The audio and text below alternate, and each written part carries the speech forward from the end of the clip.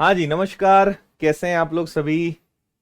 सभी को good evening. क्या हाल हैं आप सबके? बढ़िया, फर्स्ट क्लास। चलो, शिवानी, आकाश, राहुल, गजेंद्र, प्रमांशु, भगत सिंह, राम, अंजलि, शिवानी, जानवी, राज। चलो, सब लोग ठीक हो?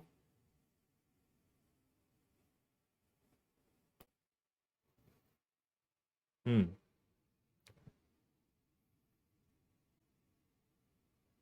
Very good evening. चलें, करें शुरू। कल आपको बहुत अच्छे से, बड़े ही प्रेम से प्रिज्म समझाया था, एकदम प्रैक्टिकल्स कर करके। तो प्रिज्म के क्वेश्चंस कुछ बचे थे, वो करते हैं और इसके बाद फिर हम पिरामिड की तरफ चलेंगे। तो क्वेश्चन नंबर 179 आपके सामने है। जल्दी से इस पे नजर घुमाएं और बताएं। I am fine. ठीक है।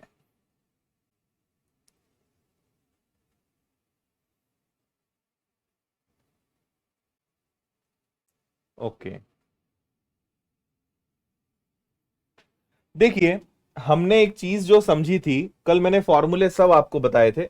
किसी 15 सेंटीमीटर परिमाप वाले त्रिभुज जिसकी अंतः वृत्त की त्रिज्या 3 सेंटीमीटर है को आधार मानते हुए एक प्रिज्म है। यदि प्रिज्म का आयतन 270 क्यूबिक सेंटीमीटर है, तब प्रिज्म की ऊंचाई ज्ञात करिए। ठीक है। तो मेरी एक बात आप समझना। हमें एक चीज पता है कि अगर कभी भी area of base, so called area of triangle में, अगर उसकी हाइट का मल्टीप्लाई कर दिया जाए तो हमें क्या मिलता है? हमें वॉल्यूम मिलता है, हमें आयतन प्राप्त होता है या ना? तो यहां से अगर मुझे एरिया ऑफ ट्राइंगल पता चल जाए, अगर त्रिभुज का क्षेत्रफल पता चल जाए, क्योंकि आयतन आपको ऑलरेडी दिया हुआ है ना, तो हमें हाइट पता चल जाएगी। फिर एक और चीज मैं आपको बताता हूं।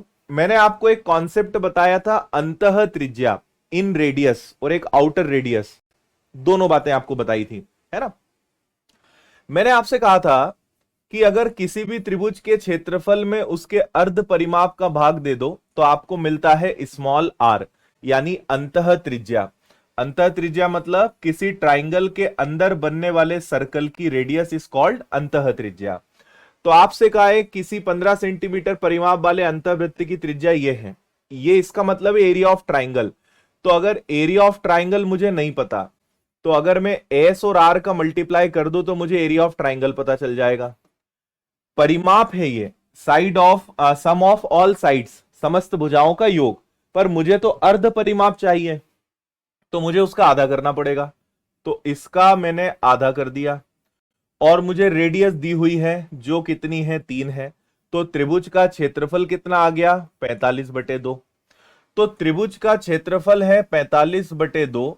हाइट मुझे नहीं पता, लेकिन उसका जो वॉल्यूम है वो कितना है? 270 है। तो आप आराम से बता दोगे अब कि उसकी हाइट क्या है ना? तो 90 से ये कैंसिल होगा 6 बार, और 6 का डबल कर दो, तो हाइट ऑफ प्रिज्म इज 12। 12 आपके प्रश्न का आंसर आ जाएगा। बताओ समझे या नहीं?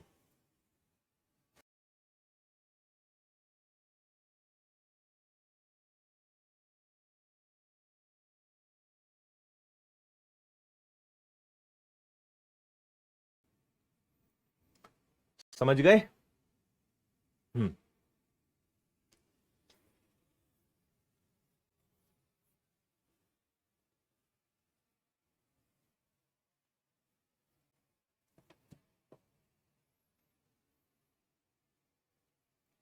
चलो आगे।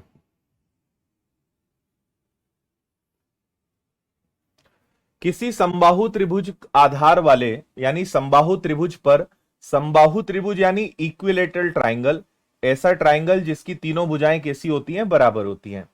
इस पर एक प्रिज्म है, तो प्रिज्म के आधार का क्षेत्रफल 173 है। आयतन इतना है। तिर्यक पृष्ठ का क्षेत्रफल यानी कर्व्ड सरफेस एरिया आपको बताना है। आपको बात समझ में आई? हम्म। ठीक है। कल की क्लास अगर आपने नहीं देखी तो आपको कुछ भी समझ नहीं आएगा भी, है ना। फिर जब मैं पिरामिड चालू करूंगा तब आपको भले समझ में आए, अभी आपको कुछ भी समझ नहीं आएगा।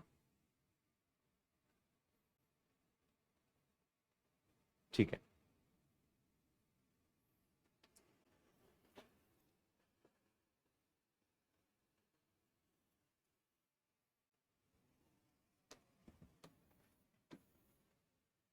देखो, पिछले सवाल में डिवाइड दो से क्यों किया? एस का मतलब होता है अर्ध परिमाप। अर्ध परिमाप इंग्लिश में कहते हैं सेमी पेरीमीटर।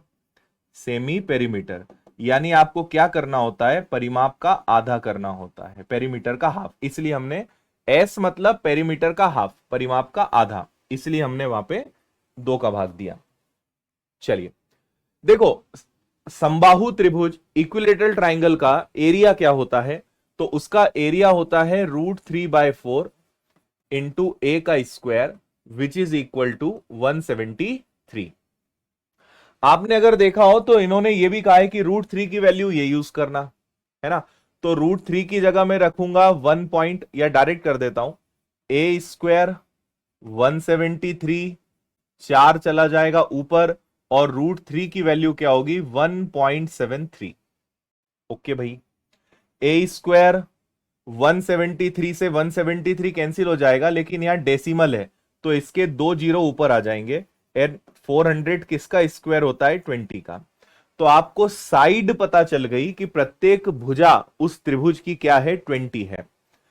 अब आपको यह भी पता है कि इसका वॉल्यूम क्या है। तो वॉल्यूम होता है एरिया में अगर हाइट का मल्टीप्लाई कर दें तो मुझे वॉल्यूम पता चल जाएगा। ठीक है भाई। तो एरिया हमारे पास पहले से है 173, हाइट मुझे नहीं पता, लेकिन उसका वॉल्यूम कितना है? 10380। तो अगर मैं इसको कैंसिल करने जाऊं, 17 × 6, देखो जीरो तो आना ही है, ये 60 बार कटेगा, तो इसकी हाइट आ गई 60। अब आपसे बोला है कर्व्ड सरफेस एरिया बताओ, वक्र पृष्ठ का क्षेत्रफल बताओ। तो कर्व्ड सरफेस एरिया का फॉर्मूला क्या होता है कि जो भी आपके पास परिमाप है, पेरीमीटर है, उसमें आप क्या कर दें? हाइट का मल्टीप्लाई कर दें। तो परिमाप होता है तीनों भुजाओं का योग इनटू में हाइट। तो एक भुजा की वैल्यू 20 है और हाइट कितनी है? हाइट आपके पास 60 है, तो 60 60 हो जाएगा 3600 स्क्वायर सेंटीमीटर। ये आपका आंसर है। बोलो।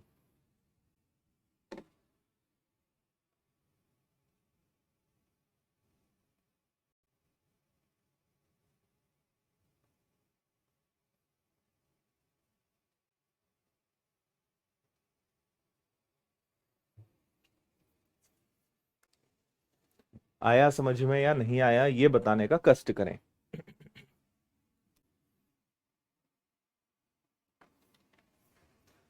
बेसिक क्लियर आपको कल का है तो मजा आएगा आपको। केवल फॉर्मूले से खेलने, और फॉर्मूले याद करने नहीं है। अगर फॉर्मूले कैसे बने आपने कल वो सीखा था तो।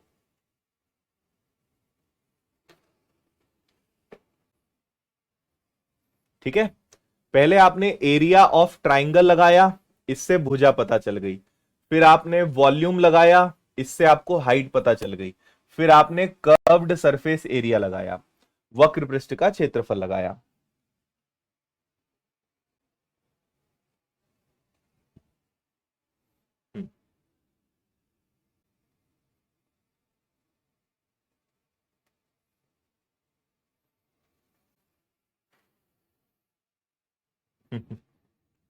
हाँ जी, राधे राधे।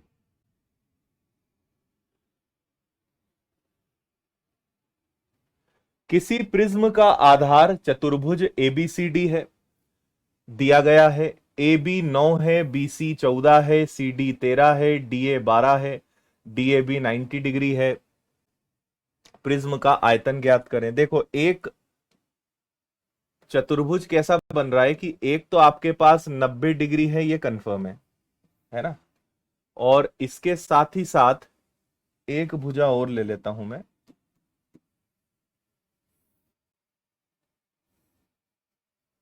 मान लेते हैं ये ए है, ये बी है, ये सी है और ये डी है ना।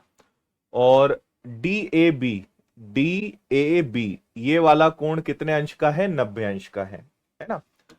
ए बी की वैल्यू 9 है, बीसी की वैल्यू 14 है, सी डी की वैल्यू 13 है और ए से लेकर डी तक की वैल्यू कितनी है? 12 है। तो आपसे कहा है प्रिज्म का आयतन इतना है, तो प्रिज्म का तिर्यक पृष्ठ का क्षेत्रफल यानी कर्व्ड सरफेस एरिया बताना है। अब एक बात समझना, यहां पर आपको वॉल्यूम दिया है, तो वॉल्यूम का फॉर्मूला क्या होता है कि भैया एरिया, आपको इस चतुर्भुज का अगर क्षेत्रफल पता चल जाए, उसमें हाइट का मल्टीप्लाई कर दें तो मुझे क्या मिल जाएगा? वॉल्यूम। ठीक है, तो एरिया निकाल लेते हैं, यहां हाइट वॉल्यूम रख देते हैं, हाइट मुझे मिल जाएगी। इससे मुझे क्या पता चल जाएगी? हाइट।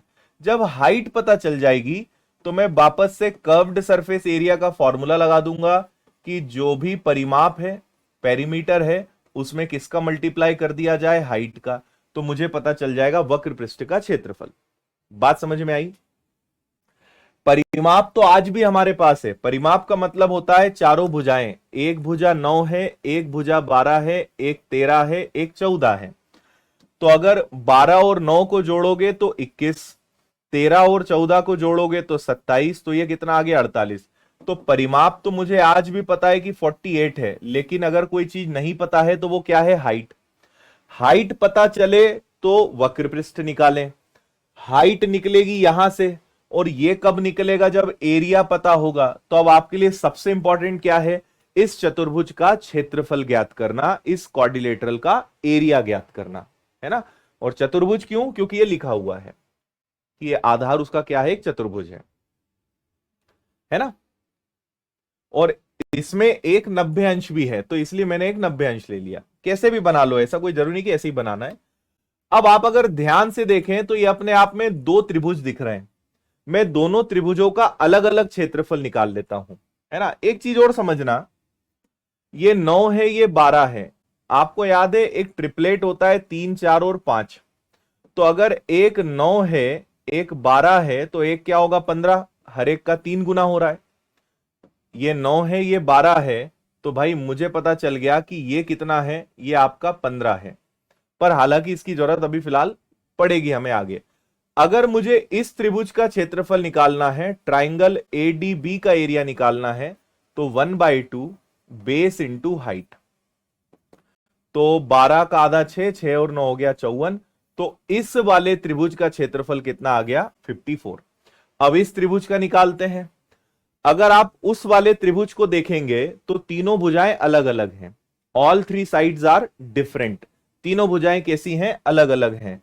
तो अब अगर मुझे ट्राइंगल बी सी डी का क्षेत्रफल निकालना है, तो मुझे सबसे पहले निकालना पड़ेगा अर्ध परिमाप, यानी 13 + 14 + 15 का आधा। तो ये हो जाएगा 42। 42 का आधा क्या आ जाएगा? 21। फिर मैं लगाऊंगा कौन सा formula? S minus a, s minus b, s minus c और अंडर रूट में, जिससे एरिया निकलेगा। ये कौन सा त्रिभुज है? विषम बाहु त्रिभुज है, स्केलिन ट्राइंगल है। विषम बाहु त्रिभुज की सारी भुजाएं अलग अलग होती हैं, है ना। तो मैं इसको हटा रहा हूं, डायरेक्ट लगा रहा हूं। तो सबसे पहले लिखोगे एस माइनस ए, 21 में से 13 गया तो कितना आ गया भाई? 8। S minus b 7, s minus c 6। ठीक है, क्या निकल सकता है यहां से? अगर 21 को तोड़ोगे तो ये 7 और 3 में टूटेगा। 8 को तोड़ोगे तो 4 और 2 में, ये 7 में। 6 को तोड़ोगे तो 3 और 2 में। तो देखो क्या क्या बाहर निकल सकता है। 2 बार यहां 7 है तो एक 7 बाहर निकल जाएगा। 2 बार 3 है तो एक 3 भी बाहर निकल जाएगा। 2 दूनी 4 और 4, तो एक 4 भी बाहर निकल जाएगा। तो सब बाहर निकल गए। 4 तिया 12, 12 इंटू 7 84, है ना। तो इस वाले त्रिभुज का क्षेत्रफल कितना आ गया? 84। अगर मैं इन दोनों को प्लस कर दूं तो एक त्रिभुज का क्षेत्रफल 54 है, दूसरे का 84 है, तो दोनों को अगर जोड़ दिया जाए तो 4 और 4 हो गया 8, 8 और 5 हो गया 13, तो उसका क्षेत्रफल आ गया पूरे चतुर्भुज का 138, जबकि हमारे पास वॉल्यूम आयतन कितना है 2070। 2070 में अगर मैं 138 का भाग देता हूं तो मुझे हाइट पता चल जाएगी, ऊंचाई पता चल जाएगी, है या ना? तो 138 यानी क्या हो गया ये 69, ये एग्जैक्ट 15 बार कट जाएगा भाई। कितनी बार? 15 बार। तो इसकी हाइट आ गई कितनी? 15। ऊंचाई आ गई 15, है ना? 15 को बिंदास रख दो यहां। तो 15 इंटू 8 120, 60 और 12 72। तो आपका वक्र पृष्ठ का क्षेत्रफल कितना आ गया? 720। अब आपको समझ में आ रहा है कि प्रिज्म जैसा कुछ है ही नहीं, सारा खेल बस 2D का है।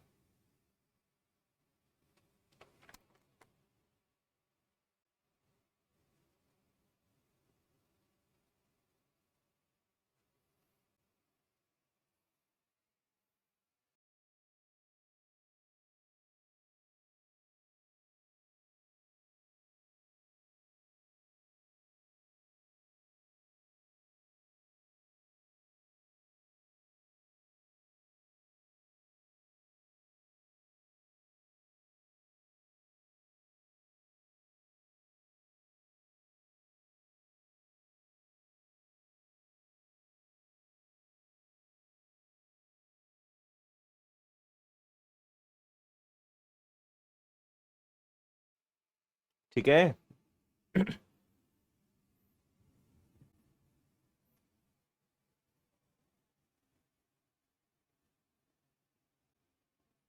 है ना? ये समकोण त्रिभुज था, इसके क्षेत्रफल का सूत्र 1/2 आधार गुणा ऊंचाई। ये एक नॉर्मल त्रिभुज है, विषमबाहु त्रिभुज है, तो उसके हिसाब से हमने लगाया। तो दोनों का क्षेत्रफल निकाला तो टोटल आ गया 138। ये पूरे चतुर्भुज का क्षेत्रफल हो गया। हाइट पता चली, हाइट को यहां रखा, आंसर पता चल गया। हम्म। पिछले क्वेश्चन से इजी तो ये लग रहे हैं, शिवानी जी का ऐसा कहना है।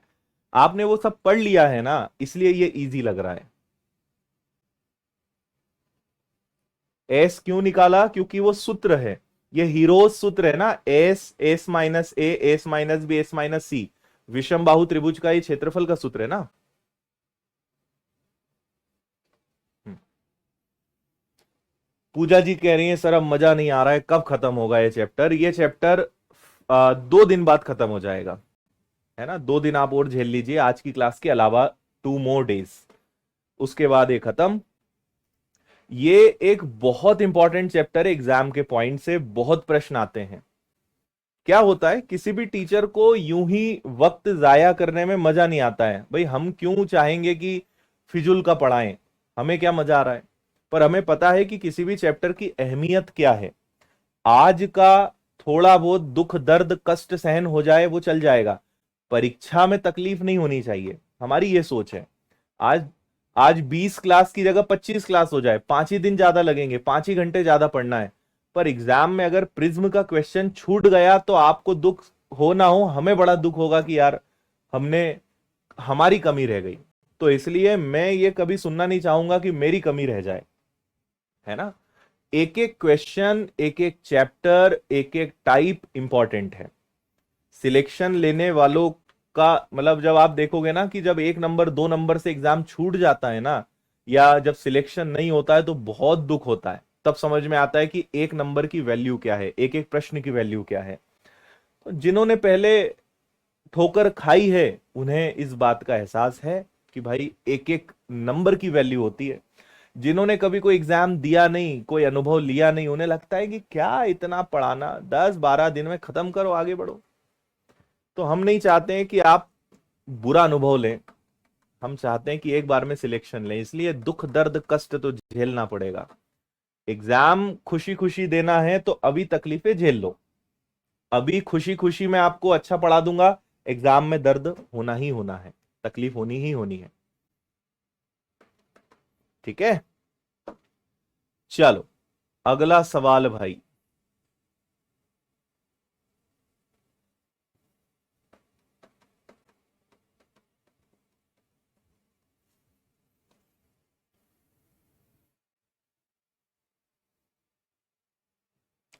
एक प्रिज्म का आधार एक आयत है, है ना। एक आयत पे प्रिज्म खड़ा है, लंबाई चौड़ाई दी है, प्रिज्म की ऊंचाई दी है, कुल पृष्ठ का क्षेत्रफल दिया हुआ है। देखो आयत आप जानते हैं कि एक आयत पे पूरा प्रिज्म खड़ा है, तो इसकी लंबाई को 3x और चौड़ाई को 2x मान लेते हैं। अब मैं प्रिज्म पूरा आपको बना के नहीं बताऊंगा ना, वो कल सब मैंने चित्रकारी करके आपको कल सब बता दिया था, तो अब मैं उन चीजों में बार बार टाइम खराब नहीं करूंगा। प्रिज्म कल मैंने आपको बना के बता दिया था। आयत के ऊपर प्रिज्म खड़ा है पूरा, है ना। हम्म। तो आपको कुल पृष्ठ का क्षेत्रफल दिया है, तो कुल पृष्ठ का क्षेत्रफल क्या होता है कि भैया वक्र पृष्ठ का क्षेत्रफल और 2 इंटू आधार का क्षेत्रफल अगर निकाल लें तो टोटल सरफेस एरिया, संपूर्ण पृष्ठ का क्षेत्रफल प्राप्त हो जाता है। वक्र पृष्ठ का क्षेत्रफल क्या होता है, परिमाप।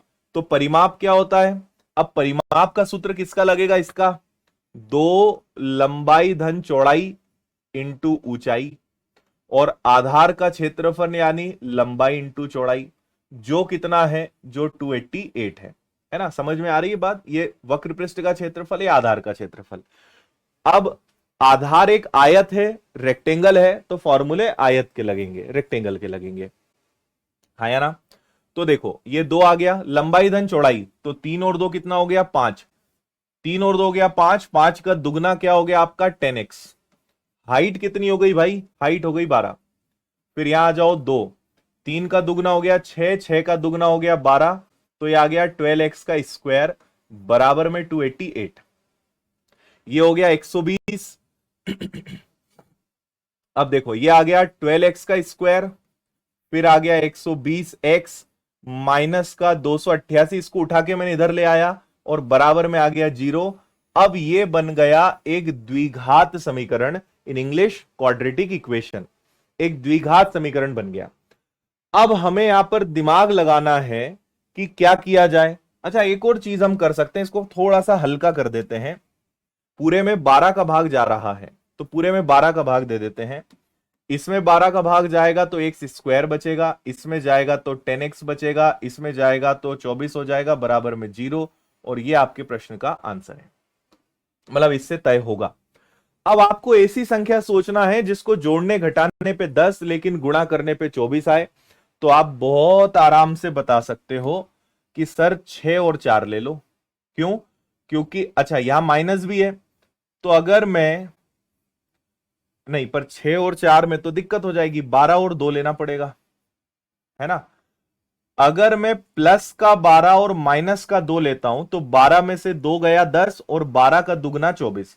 लेकिन आपको पता है कि चिन्ह बदलने पड़ते हैं, जो प्लस है उसको माइनस करना पड़ता है और जो माइनस है उसको प्लस करना पड़ता है। तो x की वैल्यू क्या मानी जाएगी, प्लस वाली, यानी x की वैल्यू क्या है, 2 है। अब ये कई लोगों को समझ नहीं आएगा, तो मैं आपको 2 बातें बताता हूं, अभी थोड़ा सा सुन लो, बाकी जब आप इसको द्विघात समीकरण को पढ़ोगे तब आप सीख जाओगे। आपको ऐसी संख्या सोचनी है कि जोड़ने घटाने पे 10 आए लेकिन गुणा करने पर 24। तो 12 में से 2 गया 10, 12 दूनी 24। लेकिन जब x का फाइनल मान निकालते हैं, वैल्यू निकालते हैं, तो साइन अपोजिट करना पड़ता है, चेंज करना पड़ता है। जो प्लस है उसको माइनस, जो माइनस है प्लस, ऑब्वियसली माइनस वाला चला जाएगा। तो x की वैल्यू क्या मानी जाएगी, 2। अगर x की वैल्यू 2 है तो इसकी लंबाई मानी जाएगी 6 और इसकी चौड़ाई मानी जाएगी 4। तो आपको अब आयत की लंबाई और चौड़ाई भी पता चल गई। अब क्या पूछा है आपसे, आयतन पूछा है आपसे, वॉल्यूम पूछा है, तो निकाल दो वॉल्यूम बहुत आसानी से। Area of base into height is equal to volume. तो एरिया क्या होता है, लंबाई गुणा चौड़ाई, तो 6 और 4 कितना हो गया, 24। और इसकी ऊंचाई कितनी है, ऊंचाई 12 है, तो 12 इंटू 4 48, 24 और 4 28। तो इसका आयतन वॉल्यूम कितना आ जाएगा, 288, 288।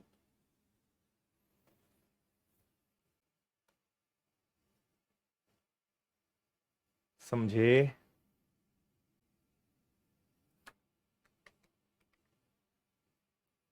देख लो भैया अच्छे से।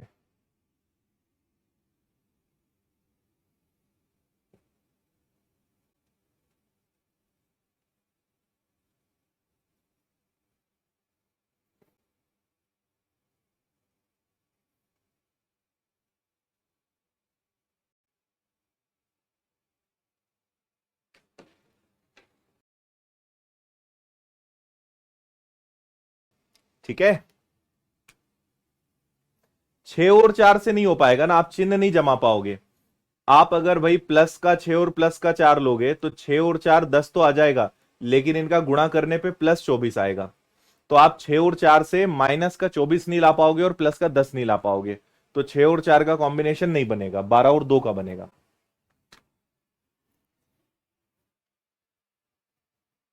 है ना, क्योंकि प्लस का 10 नहीं आ पाएगा या माइनस का 24 नहीं आ पाएगा।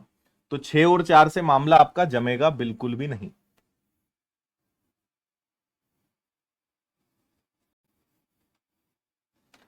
चलो भाई, चलें आगे। अब बढ़िया बड़े बड़े अक्षरों में अंतिम पड़ाव पे हम आ चुके हैं। हेडिंग डालिए आप, पिरामिड।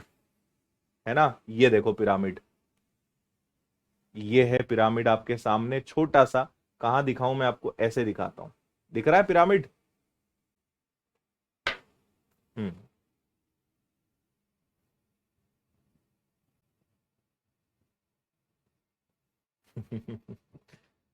पिरामिड आपको मैंने कल भी दिखाया था, आपको अभी फिर से दिखा देता हूं, और आपने इनको खूब देखा होगा, तो ये आपके लिए कुछ नया तो है नहीं, जहां तक मुझे लगता है। है ना।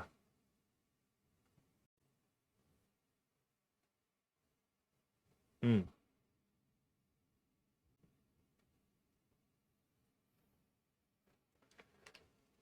ये इसी का ओरिजिनल है, ये इसको थोड़ा सा उन्होंने अच्छा बना दिया, बस इतना ही फर्क है ना।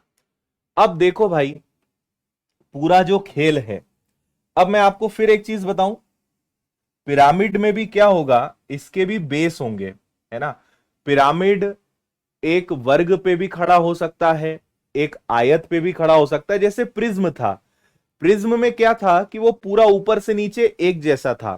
पिरामिड में क्या होगा कि ये धीरे धीरे एक पॉइंट पे जाके जुड़ जाएंगे। पिरामिड में बस खेल यही है कि ये सब किसी एक पॉइंट पे जुड़ेंगे। प्रिज्म और पिरामिड में बस इतना ही फर्क है। जैसे हम एक प्रिज्म बनाते हैं, है ना, ये हमने एक स्क्वायर ले लिया, एक वर्ग ले लिया, ठीक है।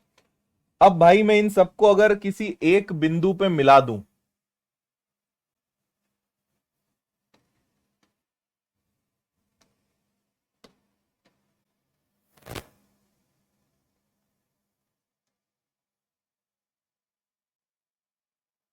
एक मैं आपको थोड़ा सा बना के दिखा देता हूं, है ना।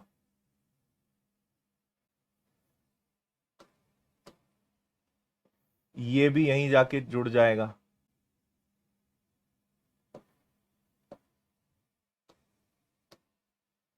ये भी यहीं जाके जुड़ जाएगा,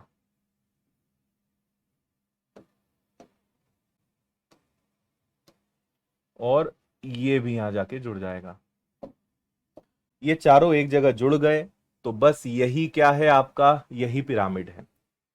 तो पहले तो आपको बेसिक समझ लेना है ना, कि पिरामिड में सब पॉइंट्स एक जगह पे जाके जुड़ेंगे। प्रिज्म में अगर यही प्रिज्म में बनाता, तो प्रिज्म कैसे बनता, प्रिज्म ऐसा बनता कि ये ऊपर से नीचे तक एक जैसा होता, है ना।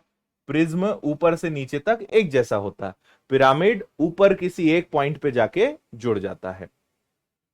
ठीक है, ओके है। अब मैं फिर कह रहा हूं, आपको दिखा देता हूं, पिरामिड का अभी जो मैंने बेस लिया है, अभी जो इसका मैंने बेस लिया है, जो इसका आधार लिया है, ये आधार एक आयत है, ये एक रेक्टेंगल है ना। इसका बेस एक आयत है। इसके क्या क्या बेस हो सकते हैं, तो पिरामिड का बेस एक समबाहु त्रिभुज भी हो सकता है, ठीक है। समबाहु त्रिभुज पर भी पिरामिड खड़ा हो सकता है, एक स्क्वायर पे भी हो सकता है, आयत पे भी हो सकता है, षटभुज पे भी हो सकता है ना। हेक्सागन का भी एक पिरामिड बन सकता है। कैसे, कि मान लीजिए ये एक मैंने हेक्सागन लिया, ठीक है, और मैंने इन सबको एक पॉइंट पे मिला दिया, तो ये पिरामिड बन गया। तो पिरामिड का बेस एक ट्राइंगल भी हो सकता है, एक स्क्वायर भी हो सकता है, रेक्टेंगल भी हो सकता है, पेंटागन भी हो सकता है, हेक्सागन भी हो सकता है, कुछ भी हो सकता है। अब सबसे इंपॉर्टेंट है यहां पे फॉर्मूला कैसे बनेगा, है ना, वो मैं आपको बहुत ध्यान से अच्छे से सिखाना चाहता हूं, वो आप अच्छे से सीखना। यहां पर भाई दो चीजों से आपका सामना होगा, एक का नाम है एल और एक का नाम है एस ई। यहां से यहां तक जो हम ले रहे हैं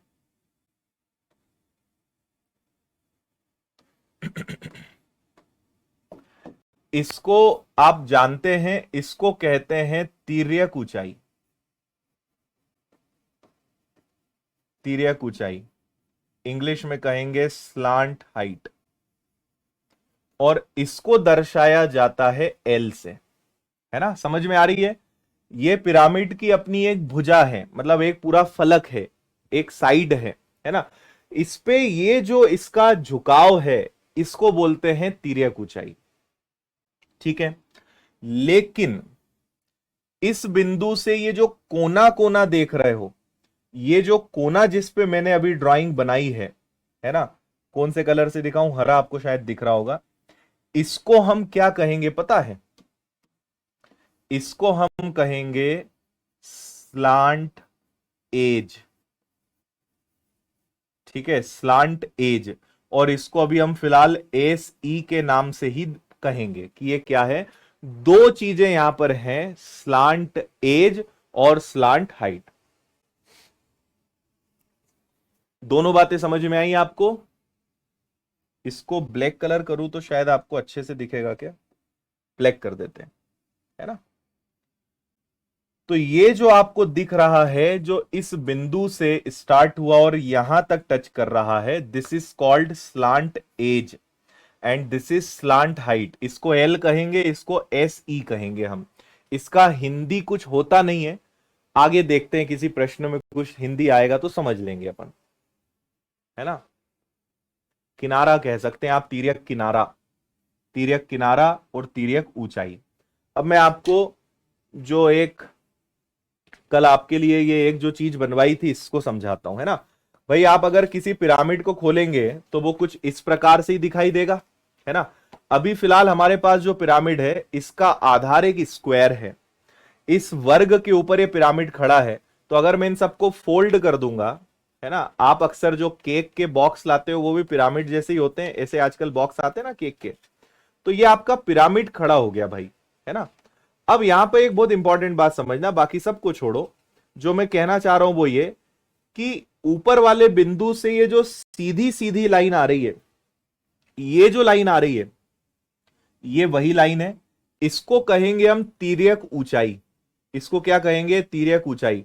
और ये जो कोने वाली लाइन है इसको कहेंगे किनारा, स्लांट एज। ये स्लांट हाइट है, ये एल है, और ये जो कोना है इसको क्या कहेंगे, इसको कहेंगे स्लांट एज। सबसे पहले बताएं कि आपको ये दोनों में अंतर समझ में आया कि नहीं आया।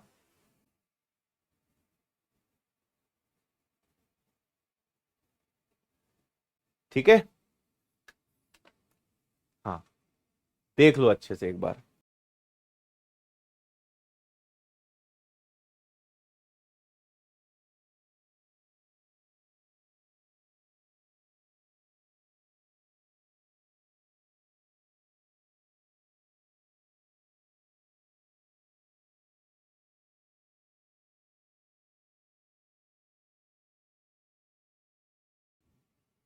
आ गया समझ में। हाँ, आधार कुछ भी हो सकता है, लेकिन जब वो ऊपर जुड़ेंगे तो वो एक त्रिभुज बनेगा, बिल्कुल सही है ना। पिरामिड का आधार कुछ भी होगा, लेकिन उसके आसपास डिपेंड करता है। अगर चार भुजा वाला आधार है तो उसके चारों तरफ कितने त्रिभुज होंगे, चार। अगर यही पिरामिड का आधार एक त्रिभुज होगा तो उसके जो वक्र पृष्ठ होगा, अब देखो इस आधार को छोड़ दें, तो जब मैं कहूंगा वक्र पृष्ठ तो वक्र पृष्ठ मतलब इन चारों त्रिभुज की बात करूंगा। लेकिन जब मैं बात करूंगा संपूर्ण पृष्ठ तो ये चारों त्रिभुज के साथ ये भी आ जाएगा, आधार भी आ जाएगा। ये बात क्लियर है। अगर आधार में चार भुजाएं हैं तो चारों तरफ चार त्रिभुज होंगे। अगर आधार में तीन भुजाएं हैं तो चारों तरफ तीन त्रिभुज होंगे। अगर आधार षटभुज है, जो भी हमने आगे देखा था, है ना, अगर आधार षटभुज है तो अगर बेस में 6 भुजाएं हैं तो चारों तरफ भी क्या होगा, 6 त्रिभुज खड़े होंगे। तो होंगे हमेशा वो त्रिभुज से घिरा हुआ, जितनी भुजाएं आधार की होंगी उतनी ही भुजाएं त्रिभुज की होंगी। ठीक है, ये बात आपको समझ में आ गई। अब यहां पर क्या है, एक और हाइट है जो आपको अभी फिलहाल दिखेगी नहीं, जो मैं आपको उधर दिखाने की कोशिश करता हूं। एक हाइट इसके अंदर होगी, ठीक है,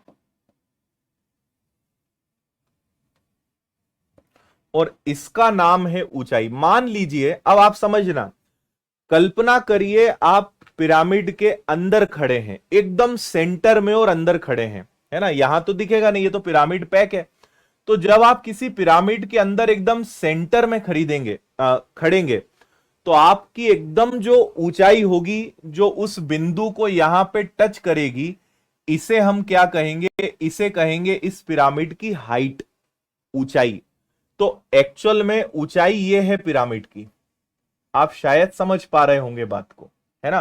कल्पना करिए आप पिरामिड के अंदर एकदम बीचों बीच खड़े हैं, और आपके ऊपर, जैसे मंदिरों में नहीं होता एकदम गुंबद जो होता है या पीक पॉइंट होता है, सेंटर में भगवान के ऊपर एकदम गुंबद बना होता है, पीक पॉइंट होता है। तो आप पिरामिड के अंदर खड़े हैं और एकदम जो ऊपर सारे त्रिभुज जाके जिस बिंदु पर मिल रहे हैं, तो केंद्र से, सेंटर से एकदम ऊंचाई तक जो लंबाई होगी वो पिरामिड की एक्चुअल में ऊंचाई होगी। तो ये इस पिरामिड का क्या होगा, केंद्र होगा, है ना, इसका क्या होगा, ये सेंटर होगा। तो तीनों बातें समझ में आई। आपको एक एच मिलेगा, एक एल मिलेगा, और एक आपको स्लांट एज मिलेगा। ये तीन चीजों का खेल है इस चैप्टर में।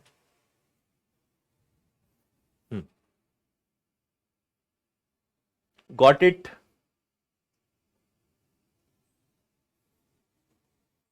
बहुत मजा आएगा, अभी देखते जाओ। आप भी बोलोगे यार गजब है, हम तो डरते थे इन चीजों से।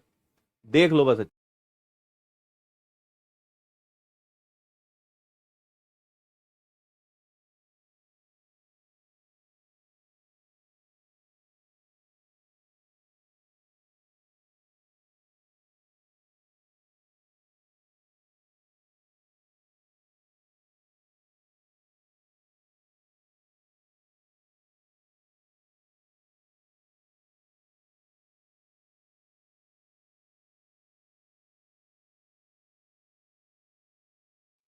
डन। हाँ,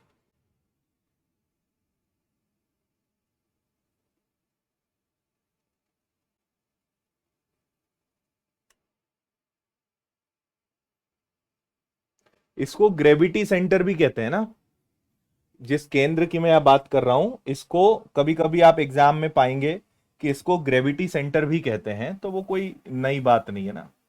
गुरुत्व केंद्र कह सकते हैं, ग्रेविटी सेंटर भी कह सकते हैं, या आप सामान्य भाषा में उसको केंद्र कहिए। हाँ, इन सब से काम चलेगा आपका।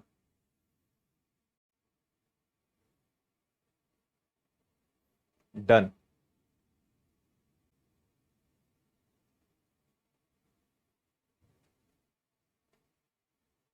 ठीक है, चल, अब समझ में आ रहा है।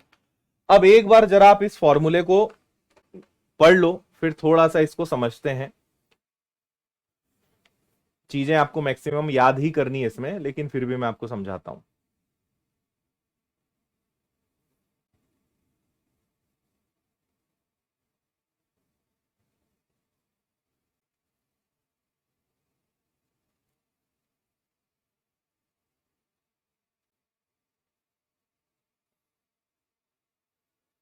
ठीक है, परिमाप का फॉर्मूला, सॉरी, कर्व्ड सरफेस, वक्र पृष्ठ क्या हो जाएगा, परिमाप का आधा इंटू तिर्यक ऊंचाई, half of perimeter into slant height. संपूर्ण पृष्ठ में आधार का क्षेत्रफल जुड़ जाएगा, और आयतन का सूत्र क्या हो जाएगा, आधार के क्षेत्रफल का 1/3 और ऊंचाई। तो आप इसको याद कर लो। मैं एक वक्र पृष्ठ आपको समझाने की कोशिश करता हूं कि वक्र पृष्ठ का फॉर्मूला कैसे बना होगा। तो थोड़ा सा पोस्टमार्टम करते हैं हम लोग मिलकर, है ना। तो देखिएगा, जैसे ये हमारे पास हमने एक आयताकार ले लिया यहां पर, है ना। अब मैं फटाफट बनाता हूं यार, है ना। तो इसको मैंने यहां ले लिया,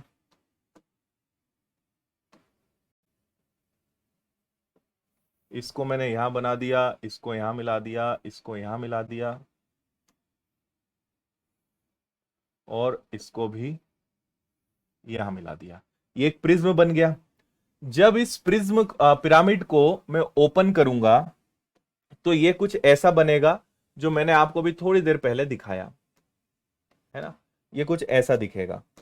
अगर मैं इसको ओपन कर लेता हूं तो एक ये हो जाएगा साइड, एक साइड ये हो जाएगा, एक साइड ये हो जाएगा, और एक साइड जो है ये हो जाएगा, है ना। तो जो मेरे पास है, आपको मैं दिखा ही चुका हूं, ये इस प्रकार का बनेगा, है ना। ओपन करेंगे तो फोल्ड करेंगे, पिरामिड बन जाएगा, ओपन करेंगे ये इस प्रकार का बनेगा। अब भाई मुझे निकालना है, अगर मुझसे बोला जाए कि केवल वक्र पृष्ठ का क्षेत्रफल बताओ, है ना, कर्व्ड सरफेस एरिया बताओ, तो मुझे क्या करना है कि किसी एक त्रिभुज का कर्व्ड सरफेस एरिया निकालकर उसमें कितने का मल्टीप्लाई कर देना है, उसमें 4 का मल्टीप्लाई कर देना है। बिकॉज मेरे पास कितने त्रिभुज हैं, मेरे पास 4 त्रिभुज हैं, है ना। तो एक त्रिभुज का, इसको मैं ऐसा कह सकता हूं कि एक त्रिभुज का क्षेत्रफल निकालता हूं, एरिया ऑफ ट्राइंगल निकालता हूं, किसी एक त्रिभुज का क्षेत्रफल निकालता हूं। और क्योंकि मेरे पास 4 त्रिभुज हैं तो मैं किससे मल्टीप्लाई कर दूंगा, 4 से। ये आपको समझ में आ गया। अब एक बात और सुनना, तो मैं इसको 4 से मल्टीप्लाई कर दूंगा। अब हम किसी भी त्रिभुज को ले लेते हैं, इस वाले त्रिभुज को लेते हैं। अब समझो, अभी मैं मान लेता हूं कि भाई इस भुजा की वैल्यू ए है, इसकी भुजा की वैल्यू बी है, इसकी वैल्यू सी है, इसकी वैल्यू डी है ना। ठीक है, ये आपकी आ गई। अब यहां पर केंद्र से यहां तक जो होगा, ये क्या होगी, ये ध्यान दो आप। अब यहां पे खेल है, ये हाइट नहीं है, हाइट तो यहां से होगी, यहां पे जो होगी वो हाइट। अगर मैं इस पॉइंट से यहां तक आ रहा हूं तो ये क्या है, ये एल है, जो उस त्रिभुज के लिए ऊंचाई का काम करेगी। अगर मैं इस त्रिभुज को कट कर लूं तो ये त्रिभुज ऐसा होगा, यहां पे इसकी जो ऊंचाई का काम करेगी वो काम करेगी इसकी एल, और ये हो जाएगी इसकी भुजा, जिसको मैंने नाम क्या दे दिया है, बी। समझ आ रहा है। जब मैं आपसे पूछूंगा कि बताओ भाई ये त्रिभुज है ना, इनमें से कोई सा भी त्रिभुज ले लेते हैं, तो मैं कहूंगा इस त्रिभुज को, इस त्रिभुज की ऊंचाई क्या है, या इस त्रिभुज की ऊंचाई क्या है, तो इसकी ऊंचाई तो ये मानी जाएगी ना। हम पिरामिड के सेंटर से खड़े होकर बात नहीं कर रहे हैं, मैं इस ऊंचाई की बात नहीं कर रहा हूं, मैं बात कर रहा हूं क्योंकि मुझे तो इस त्रिभुज का क्षेत्रफल निकालना है ना, तो मुझे तो इसकी ऊंचाई चाहिए। तो इसकी ऊंचाई क्या होगी, इस पिन पॉइंट से यहां तक, और यहां से यहां तक को क्या कहते हैं, तिर्यक ऊंचाई, स्लांट हाइट। तो इसकी जो ऊंचाई है एक्चुअल में उसका नाम क्या होगा, उसका नाम होगा एल, है या ना। उसका नाम क्या होगा, एल। तो अब सुनना बात, किसी भी एक त्रिभुज का क्षेत्रफल क्या होगा, एक त्रिभुज का क्षेत्रफल होगा 1/2 बेस। तो मान लो इसका बेस ए है और ऊंचाई क्या है, एल है, फिर ये बी है, सी है। तो 1/2 base into height, 1/2 base into height, 1/2 base into height, 1/2 base into height. अगर मैंने इन सबको जोड़ दिया तो ये बन जाएगा आपका, भाई ये एक का एरिया है, उसको 4 से मल्टीप्लाई कर दें, या जब मैं इन चारों को जोड़ दूं, तो जब मैं चारों को जोड़ूंगा तो 1/2 कॉमन निकल जाएगा, क्योंकि 1/2 सब में है, एल सब में कॉमन है, तो एल भी हो जाएगा, और आपके पास बचेगा a plus b plus c plus d, और मल्टीप्लाई में एल। तो आप समझिए कि वक्र पृष्ठ का क्षेत्रफल का सूत्र क्या बना, परिमाप का आधा। एबीसीडी का मतलब क्या हो गया, सम ऑफ ऑल साइड्स, सभी भुजाओं का योग। तो आपने चारों भुजाओं को जोड़ा और आधा करा। अब ये आधा कहां से आया, आपको समझ में आया, क्योंकि आप हर त्रिभुज का क्षेत्रफल निकाल रहे हो। सो 1/2 बेस इंटू हाइट, तो चारों को आपने आधा कर दिया और एल से मल्टीप्लाई कर दिया।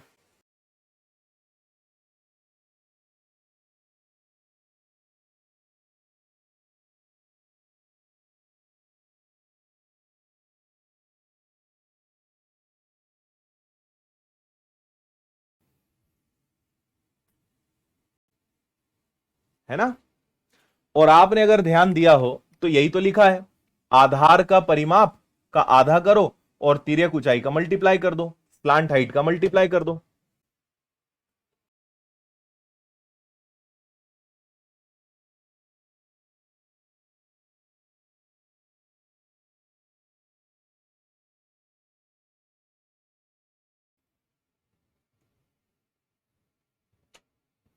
हम्म,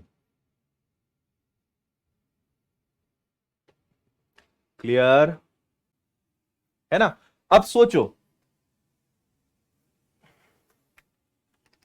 वक्र पृष्ठ मतलब ये चारों त्रिभुज हो गए। अब संपूर्ण पृष्ठ में कैसे बनाऊंगा? अगर मुझे चाहिए कि टोटल सरफेस एरिया, संपूर्ण पृष्ठ का क्षेत्रफल, तो आपने जो कर्व्ड सरफेस एरिया निकाला है, आपने जो वक्र पृष्ठ निकाला है, इसमें क्या और जोड़ दो? आधार का क्षेत्रफल और जोड़ दो, एरिया ऑफ बेस और जोड़ दो, आधार का क्षेत्रफल जोड़ दो, तो वो संपूर्ण पृष्ठ का क्षेत्रफल बन जाएगा। और यही तो फॉर्मूला है ना। वक्र पृष्ठ के क्षेत्रफल में संपूर्ण पृष्ठ का क्षेत्रफल जोड़ दो। तो फॉर्मूला कैसे बना आपको बहुत आसानी से समझ में आएगा। अब आप अभी फिलहाल इस पे ना जाएं, इसको बस याद कर लो कि क्षेत्रफल में देखो, प्रिज्म और पिरामिड में बस 1/3 का अंतर है। प्रिज्म में क्या होता था, क्षेत्रफल में ऊंचाई का गुणा करते थे। यहां पे बस क्षेत्रफल में 1/3 करना है, 1/3 करना है। बस इतना आप ध्यान रखें कि ऐसा करना है। बताओ।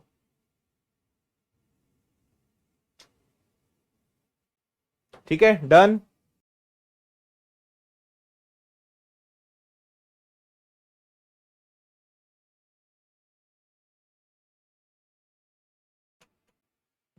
चलो, एक चीज आपको और जल्दी से बता देता हूं, उसके बाद फिर आपको बाकी चीजें कल ही बताऊंगा।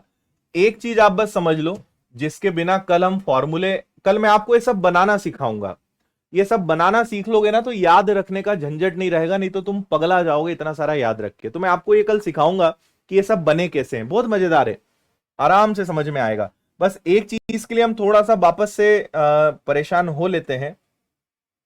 एक बार फिर से मैं एक और पिरामिड बना लेता हूं, है ना।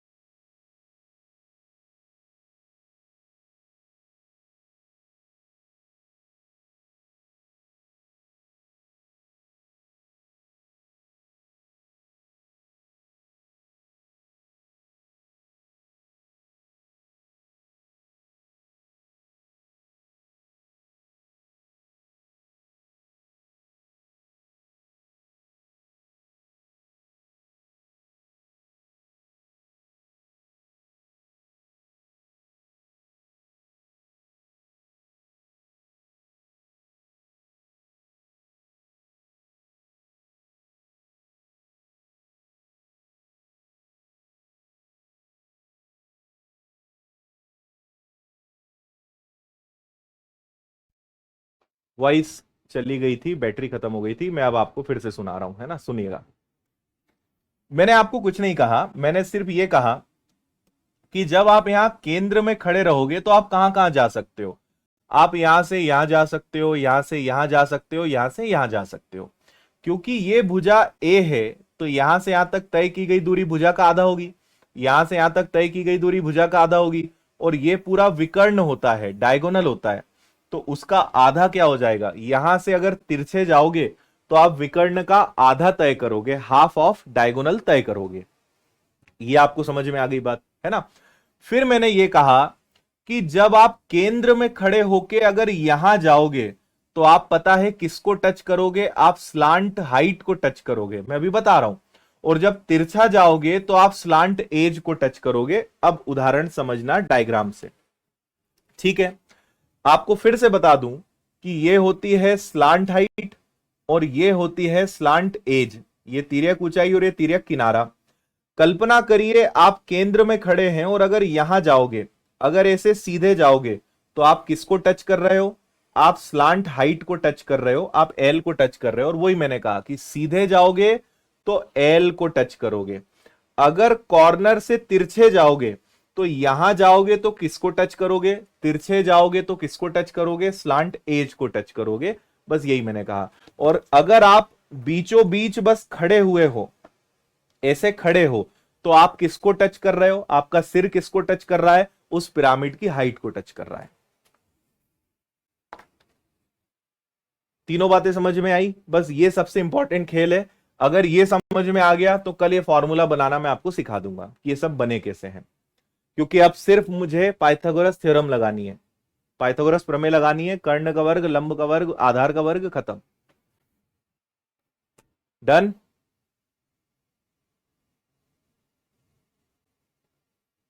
मजा आया। चलो, तो आज यहीं विराम देते हैं, कल आगे बढ़ाते हैं। आज जो बताया उसको बस अच्छे से कल पढ़ के आ जाना। और नहीं समझ में आया, कम समझ में अगर आया है तो आज की बातों को रिवीजन करना, आ जाएगा समझ में। और जितना आप इसमें कल्पना करके चलेंगे, जितना ज्यादा इमेजिनेशन करके चलेंगे, उतना मजा आएगा। क्योंकि यहां पे पूरा खेल है वीडियो गेम जैसा। आपको इस पूरे पिरामिड में आपको ये मानना है कि आप हमेशा पिरामिड के अंदर मध्य में खड़े हो, आप मम्मी बन गए, आप पिरामिड के मध्य में हमेशा खड़े हो और मैं जिधर जाने को बोलूंगा उधर चलना है। तो अगर आप मेरे साथ साथ कल्पना करके चलेंगे तो समझ में आएगा। चलें, विदा लेते हैं। बहुत बहुत धन्यवाद। कल की क्लास में फॉर्मूला बनाना सीखेंगे, कुछ सवाल करेंगे, परसों दी एंड करेंगे, चैप्टर को समाप्त करेंगे। ओके, चलो टेक केयर, बाय बाय, खुश रहिए, मस्त रहिए, मुस्कुराते रहिए। धन्यवाद।